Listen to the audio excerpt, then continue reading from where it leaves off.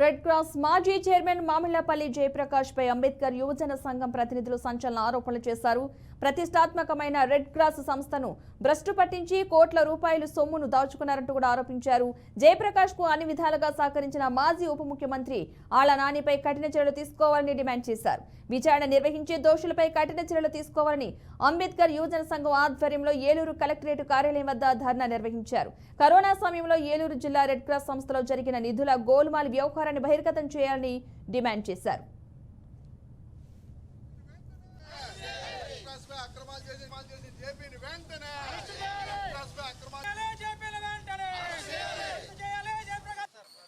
కలెక్టరేట్కి వచ్చాం. దీని గురించి ముఖ్య ఉద్దేశం ఏంటంటే రెడ్ క్రాస్ ని ప్రపంచ వ్యాప్తి కింద రెడ్ క్రాస్ ని రెడ్ కార్పొరేట్ దోసేసిన జేపీ గారి మీద అవినీతిపై 150 కోట్ల మీద అవినీతి జరిగింది. దాన్ని దర్యాప్తు చేయాలని, అలాగే కరోనా కిట్ల పైన, కరోనా భోజనాల పైన, ఇప్పుడు కరోనా కిట్లు కూడా అధిక రేట్లో ఒక గుడాన్ని ఏర్పాటు చేసి లక్ష్మీవారిపేటలో అధిక రేట్లకి అమ్మారు.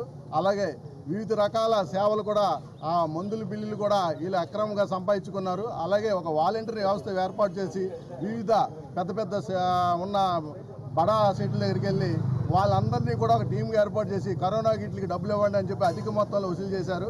అలాగే రెడ్ క్రాస్పై అనేక ఉద్యోగాలు వేసి వాళ్ళ మీద 8 లక్షల నుంచి 10 లక్షలు దండుకొని ఉద్యోగాలు వేయించారు. వీటన్నిటి మీద కలుపుకుంటే 150 కోట్ల రూపాయలు అవినీతి జరిగింది. ఆ అవినీతిపై లోగడ కలెక్టర్ గారు, జాయింట్ కలెక్టర్ విచారణ జరిపి వెంటనే పై అధికారులకు తెలియజేస్తే సీఎం గారు కలగజేసుకుని ఆయన తీసేయడం జరిగింది. ఆ అక్రమాలు జరిగిన తర్వాత ఆయనకి క్లీన్ చిట్ ఇచ్చారు. ఆ క్లీన్ చిట్ ఎలాగిచ్చారో మాకే అర్థం అవ్వట్లేదు. అందుకే దాన్ని మరొకసారి మన కలెక్టర్ గారి ద్వారా మళ్ళీ ఇంకోసారి విచారణ చేయమని,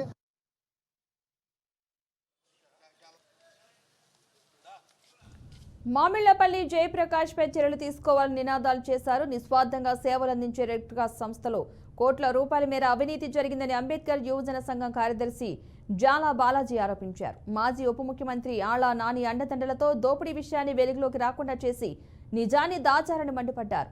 ఈ వ్యవహారంపై తాము లోకయుక్తను ఆశ్రయిస్తామని ఆయన వెల్లడించారు.